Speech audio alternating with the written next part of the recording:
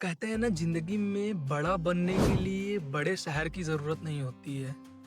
आजकल लोगों का मानना है कि अगर कुछ बड़ा करना है तो हमें बड़े शहर में जाना है, दिल्ली, मुंबई जैसे बड़े शहरों में।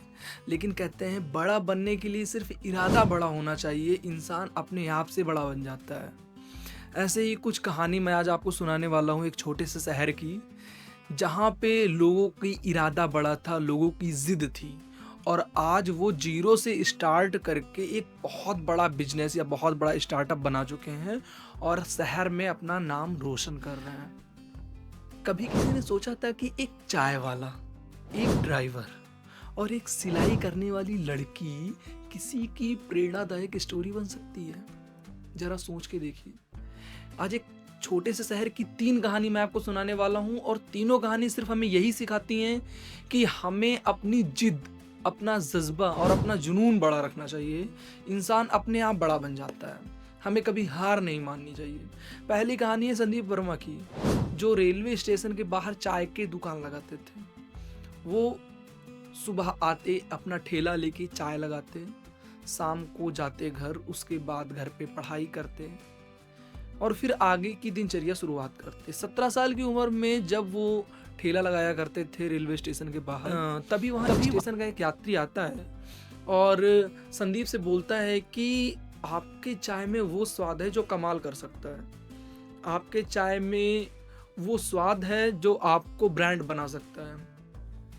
और यही एक बात, यही एक लाइन संदीप को दिल में लगती है और संदीप पैसा इकट्ठा करने लगते हैं। और आज वो जंक्शन पे जब आप जाएंगे उस सिटी के स्टेशन पे, तो वहाँ पे एक बहुत बड़ा चाय का स्टॉल आपको दिखेगा, जहाँ पे लगभग 200 से 300 वर्कर्स काम कर रहे हैं और आज संदीप पूरे जिले नहीं पूरे देश में अपना नाम रोशन कर रहा है। संदीप कहते हैं कि जब मैं चाय बेचता था तब वो चाय नहीं, वो एक कप में अपना जुनून, अपना जज्बा और अपना सपना बेचता था। दूसरी कहानी है नीलम सिंह की, जो एक छोटे से शहर से आती हैं। पति बीमार था, अपने हुनर को ही अपना हथियार बना बैठती हैं।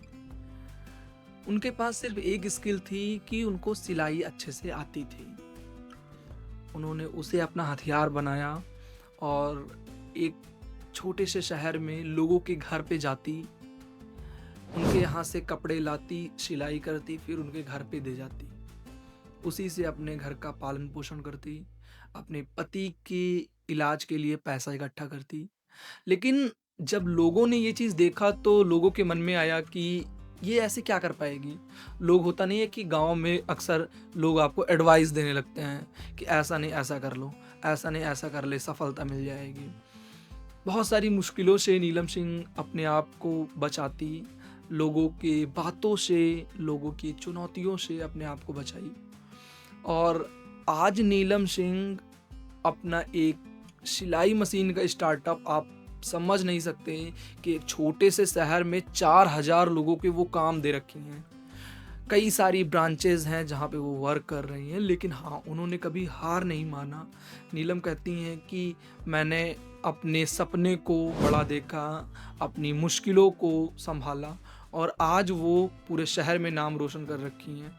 तीसरी कहानी है इरफान अली की, जो सिविल लाइन पर ऑटो ई रिक्शा चलाया करते थे।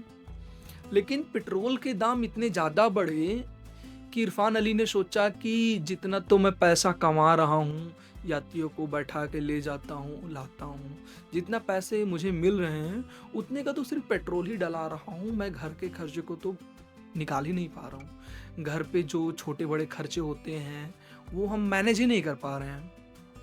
इरफान अली ने सोचा कुछ अलग करते हैं। इरफान अली पढ़ा लिखा नहीं था, फिर भी उसने सोचा कि सोलर से क्या हम ई रिक्शा चला सकते हैं क्या। वो अपने काम पे लगा, इनोवेशन किया, सर्च किया, रिसर्च किया, लोगों से मिला, पूछा।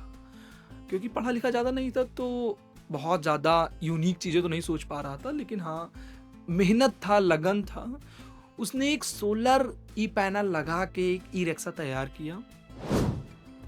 जब वो सोलर पैनल से ई रिक्शा बना रहा था, सोलर पैनल से चलने वाला रिक्शा बना रहा था, तो लोगों ने उसके मन में उससे बोला कि क्या तू साइंटिस्ट है, क्या तू बहुत पढ़ा लिखा है जो ये कर पाएगा।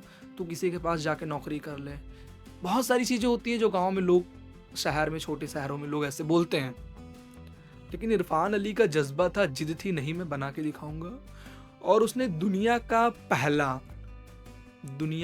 पहला सोलर पैनल से चलने वाला ई रिक्शा तैयार किया और आज उसके पास लगभग हजारों की तादाद में रिक्शे हैं। लोगों को काम देता है, लोगों से काम कराता है। इरफान कहते हैं, मैं पढ़ा लिखा तो नहीं था, लेकिन हाँ मैं समझदार था। मैं चीज़ों को समझता था, सोचता था, लोगों के कभी बहकावे में नहीं आता था। 3 कहानियां, एक ही संदेश, एक ही शहर की कहानी हमें सिखाती हैं कि कभी किसी भी काम को और किसी भी इंसान को छोटा नहीं समझना चाहिए। कौन कब क्या कर दे, इसका भरोसा किसी को नहीं होता है।